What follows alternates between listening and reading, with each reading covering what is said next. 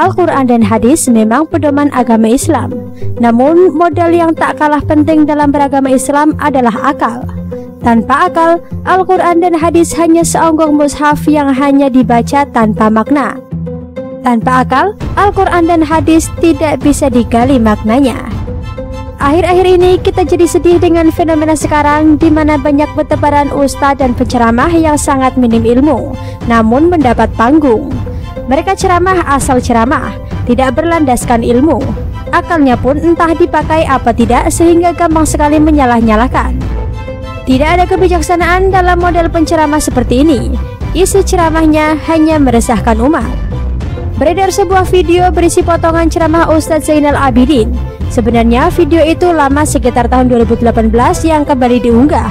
Dalam video tersebut, Ustadz Zainal mengatakan bahwa lagu berjudul Balonku dan Naik-Naik ke Puncak Gunung mengajarkan anak-anak membenci Islam. Kita dibuat tak mengerti kenapa lagu anak-anak yang begitu polos dan ceria yang selama ini diajarkan di taman kanak-kanak dianggap mengajarkan anak membenci Islam. Ustadz Zainal kemudian menyanyikan lirik Balonku yang selama ini diajarkan di taman kanak-kanak. Dia mengatakan letak lagu tersebut mengajarkan membenci Islam adalah karena ada lirik hatiku sangat kacau. Dari lirik ini, dia menganggap Islam membuat hati jadi kacau. Jadi menurutnya, lagu tersebut mengajarkan anak membenci Islam karena membuat hati kacau. Jujur, selama kita belajar menggunakan logika, ini kesimpulan paling aneh yang pernah diketahui. Berkesimpulan bahwa lagu Balonku hanya mengajarkan anak membenci Islam hanya karena lirik hatiku sangat kacau sangat tidak logis. Antara pesimis dan kesimpulan tidak matuk. Terkecuali dalam lirik Balonku menyebut agama Islam membuat hatiku sangat kacau. Kenyataannya tidak. Lagu Balonku sangat polos dan ceria, menggambarkan kekecewaan anak kecil ketika balon kepunyaannya ada yang meletus. Selain itu, tidak ada bukti konkret bahwa anak-anak menjadi membenci Islam setelah diajarkan lagu Balonku. Sejak di taman kanak-kanak, anak-anak sudah hafal lagu Balonku, seringkali menyanyikannya. Dari lagu tersebut, kita belajar untuk hati-hati saat memegang balon agar tidak meletus. Kita sama sekali tidak membenci Islam. Justru saat ini banyak yang mencintai Islam.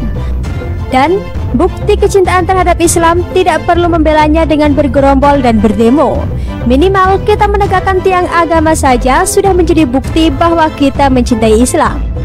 Selanjutnya, lagu tentang naik-naik ke puncak gunung. Menurut Ustadz Zainal, lagu tersebut dianggap membenarkan agama Kristen karena menyebut pohon cemara. Menurutnya, pohon cemara adalah simbol dari agama Kristen. Untuk anggapan pohon cemara adalah simbol agama Kristen sebenarnya bukan barang baru. Banyak sekali umat Islam Indonesia yang beranggapan seperti tersebut. Mereka sangat anti dengan pohon cemara karena dianggap pohon kafir. Padahal di beberapa masjid di luar negeri terdapat banyak pohon cemara di halaman masjidnya. Mereka tak paham bahwa pohon cemara adalah hasil alkulturasi antara ajaran Kristen dengan budaya Eropa. Kalau di Islam, alkulturasi antara ajaran Islam dan budaya bisa terlihat dari masjid yang biasanya terdapat beduk. Dari segi bangunan masjid pun tak berseragam, menyesuaikan dengan lokalitas budaya setempat. Betapa dangkalnya pemikiran Ustadz Zainal atau siapapun yang menyebut pohon cemara adalah simbol Kristen, menunjukkan betapa sempit cara pandang dalam beragama, menunjukkan betapa kecil lingkup pergaulannya, dan menunjukkan betapa akalnya tidak dipakai dalam memahami ajaran agama. Sangat mengerikan jika Ustadz model Zainal ini masih merajalela di mana-mana. Mungkin maksudnya anak-anak kecil jangan diajari lagu khas Indonesia, melainkan lagu-lagu Arab.